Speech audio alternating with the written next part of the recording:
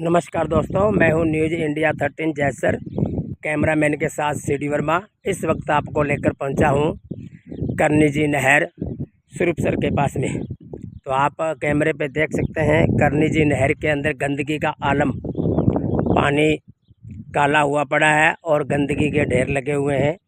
नहर विभाग करनी जी नहर की साफ़ सफाई के बारे में किसी प्रकार का कोई भी संज्ञान नहीं ले रही और नए साफ़ सफाई अपने बैलदारों से करवाई जा रही है। आप देख रहे हैं करनी जी नहर का आलम, गंदगी का ढेर लगा और नहर के दोनों तरफ और नहर के अंदर जहां पानी चलता है धार के अंदर। और भी मैं दृश्य दिखाता हूं। ये करनी जी नहर का आप हाल देख सकते हैं, आंखों देखा हाल।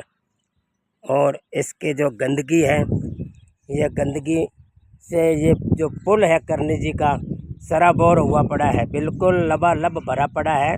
अगर पानी इसमें छोड़ा जाता है तो पानी यहाँ से निकलेगा कैसे, ये सोचने का विषय है। पानी यहाँ से निकलेगा नहीं, कम मात्रा में निकलेगा, पीछे डाफ लगेगी और पानी का जो वेग बढ़ेगा, वेग बढ़ने से आप पीछे नहर टूटने की आशंका बनी रहेगी। तो आगे टेल तक पानी जो कम जाएगा और किसानों को नुकसान है। इसके साथ आप नहर विभाग के लापरवाही का खामियाजा ये देख सकते हैं कि इस पुल है, ये करनी जी का पुल की जो ये दीवार है धराशायी हुई पड़ी है, टूटी पड़ी है, गिरी पड़ी है।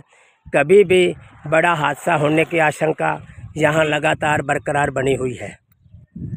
अब आप देख सकते हैं करनी जी नहर का हाल।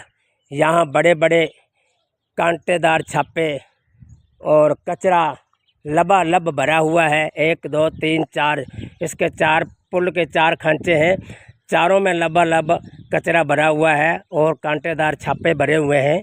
तो ये गंदा पानी आगे तक जाता है जो बीमारी का संदेश देता है। और पानी किसानों को बहुत कम मात्रा में यहाँ से पानी आने के बाद पानी आगे टेल तक पहुँचता है।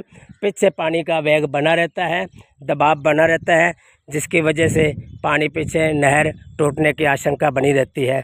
तो आप देख सकते हैं हमारे इस कैमरे पे नहर का ये आलम। नहरी विभाग कुंभकर्ण की नींद सोया हुआ है। नहरी विभाग का ये फर्ज बनता है और इनका दायित्व भी है कि किसानों को उनके खेतों तक पानी बिल्कुल साफ़ सुथरा सुरक्षित पहुंचाएं। अगर ये हाल, इस एक पुल का ये हाल है तो न जाने करनी जी नहर पे कितने पुल हैं। जितने भी पुल हैं सभी पुलों की यह स्थिति आपको देखने पे मिलेगी। नहर विभाग अपनी आंखें खोले, कुंभकर्ण की नींद खोले और जितने भी करनी जी नहर के ऊपर पुल हैं सभी पुलों की साफ़ सफाई करें और कचरा बाहर निकालें। किसानों को पानी उनके खेतों तक सैफ व सुरक्षित और स्वच्छ जल पहुँचाएँ। यहाँ पशु मर जाता है तो पानी के अंदर पड़ा रहता है बदबूदार पानी, जो खेतों में बनी डिग्गियों, वाटर वर्क्स की डिग्गियों, घरों में बनी डिग्गियों में पानी जाता है। वह पानी पीने से, दूषित जल पीने से इंसान बीमार होता है, पशु पक्षी बीमार होते हैं, जो उसके बाद डॉक्टरों के पास जाना पड़ता है। कुछ लोग परलोक पधार जाते हैं, कुछ बच जाते हैं, जो उनका स्वास्थ्य सही नहीं रहता। तो ये करनी जी नहर के पुल के अंदर फंसा कचरा और नहर की लापरवाही का खामियाजा है।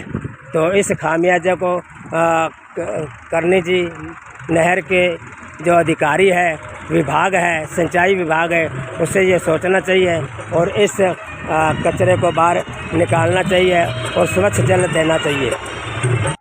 ये आप आंखों देखा हाल देख सकते हैं। ये करनी जी नहर महाराजा गंगा सिंह के द्वारा 1925 में जो नहर लाई गई थी गंग के नाल, उसकी शाखा है ये करनी जी नहर, जो जीबी बेल्ट को सिंचित करती है। जीबी बेल्ट की हाड़ी सावणी की फसल को सिंचित करती है और उन्हें खेती के योग्य बनाकर और आम जन के घरों तक ये उनका दाना, कणक, गेहूँ, सरसों, तारा मेरा तोरिया जो भी पहुंचता है।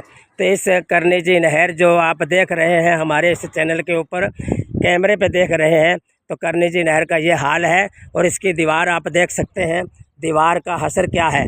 दीवार टूटी हुई है, सरिया इसके नीचे गला हुआ है, कभी भी ये धराशायी हो सकता है। कई बार ऐसा होता है कि यहाँ साइड देने की नौबत आती है तो वाहन इसके अंदर गिरने की स्थिति में आ सकता है। तो नहर विभाग को अपनी आंखें जो मूंदे बैठे हैं वह खोलनी चाहिए।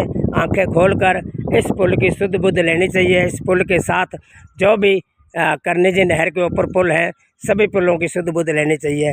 तो विभाग को जागना चाहिए, विभाग जागे, उच्चाधिकारी जागे और इस नहर के साफ़ सफाई कराए। दरअसल जो करनी जी नहर के ऊपर पुल जितने भी बने हैं, सभी पुलों की साफ़ सफाई कराए ताकि इसमें पानी छोड़े जाने पे किसानों को खेतों तक पानी एकदम एक सार मिलता रहे। अगर पानी इस वक्त आ जाता है तो ये हाल है करनी जी नहर के पुल का। ये स्वरूपसर में खड़ा हूँ, स्वरूपसर पुल के पास में खड़ा हूँ, तो ये हाल है। ऐसी स्थिति में पानी की मात्रा आगे कितनी जाएगी? कम से कम 30 से 40% पानी यहाँ रुक सकता है, रुकता होगा।